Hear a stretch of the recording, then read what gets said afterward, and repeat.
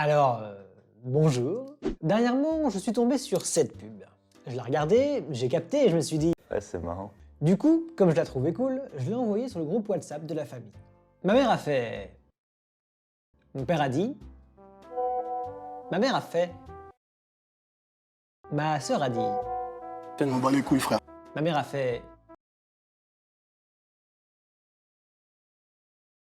J'ai pas compris. Ah, du coup, j'ai essayé de lui expliquer. Elle fait référence à quoi? Au même? Au même quoi? Non, juste au même. Ce que tu dis n'a aucun sens. Ok.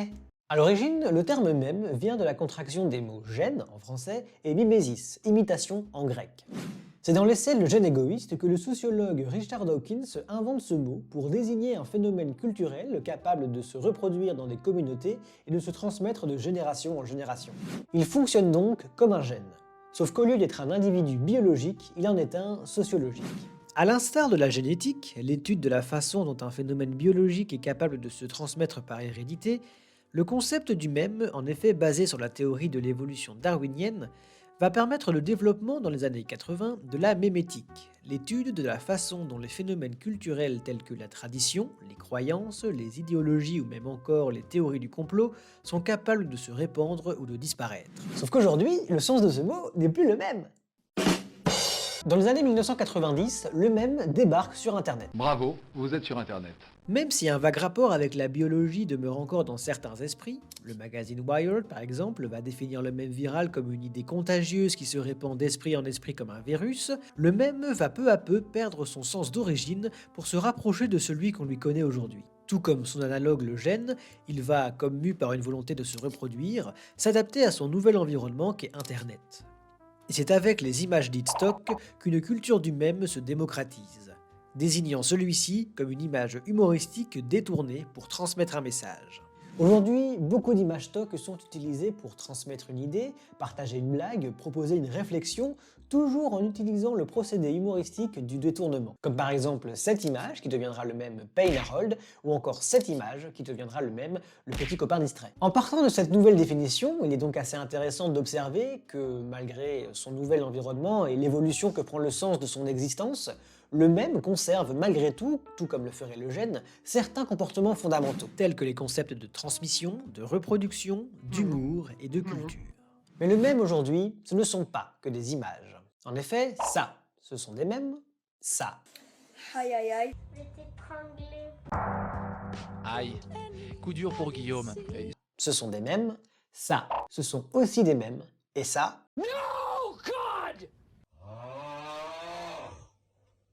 Ce sont encore des mèmes. Ça fait beaucoup là, non? Alors aujourd'hui, le mème, c'est quoi? Si on se base sur tous ces exemples, on pourrait penser que le mème aujourd'hui, c'est un peu tout et n'importe quoi. Eh bien non, parce que finalement, le mème est construit selon une réglementation assez stricte. En effet, dans chacune de ces déclinaisons, on retrouve 4 grands principes qui le caractérisent.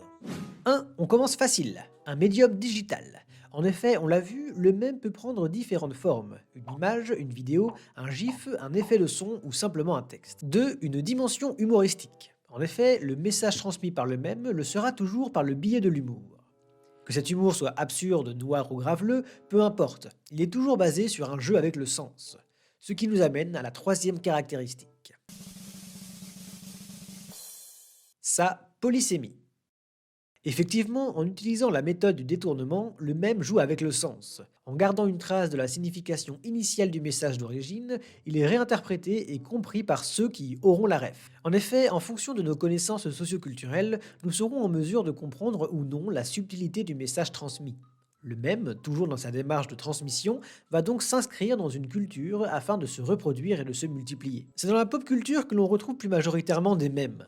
Mais cela ne les empêche pas de s'inscrire dans des sous-cultures qui sont des cultures s'opposant à celles plus largement dominantes. Et enfin, numéro 4, une viralité numérique. Gardons à l'esprit que tout comme le gène, il est mu par une volonté de survie et donc de se reproduire. Et c'est en agissant dans l'environnement dans lequel il est le plus à l'aise, c'est-à-dire Internet, qu'il est le plus efficace. Finalement, d'une image détournée à prétention humoristique, le mème devient un message humoristique polysémique viral, transmis et reproduit à travers tout type de médium numérique. J'ai même envie de dire, et ça pour le coup je ne me base sur rien du tout, c'est juste mon avis, que avec l'apparition de TikTok et des vidéos au format court et portrait, un nouveau type de mème apparaît. Les trends. Attention, tous les pouces sont des doigts, mais tous les doigts ne sont pas des pouces. Les trends qui se revendiquent mèmes doivent présenter ces 4 grandes caractéristiques. Mais alors cette pub, c'est un mème ?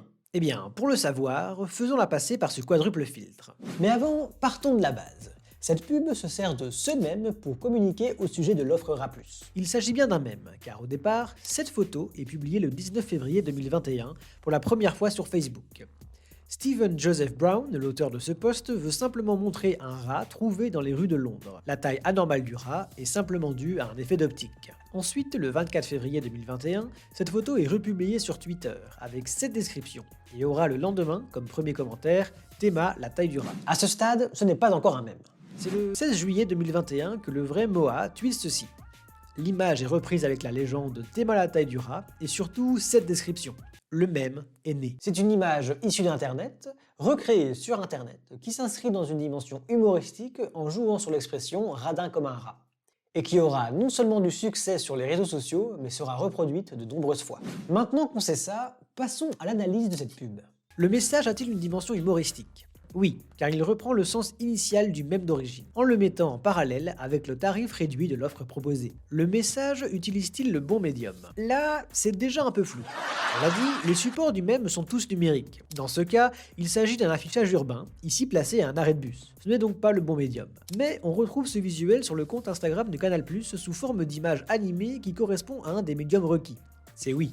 Le message a-t-il connu une viralité numérique ? Oui, on ne peut pas le nier, cette offre fait parler d'elle. Nombreux sont les retours, les interrogations et les commentaires positifs, négatifs, constructifs ou non, sur cette offre à prix cassé. Le message a-t-il une double lecture ? C'est un peu plus compliqué, même si j'aurais tendance à dire non. En effet, pour comprendre la subtilité du message, il faut avoir la ref, c'est-à-dire connaître le mème d'origine. Pour autant, le procédé humoristique utilisé n'est pas le détournement, car le sens initial du message est gardé. Le rat est radin, il utilise des techniques pour dépenser le moins possible, cette offre en est une.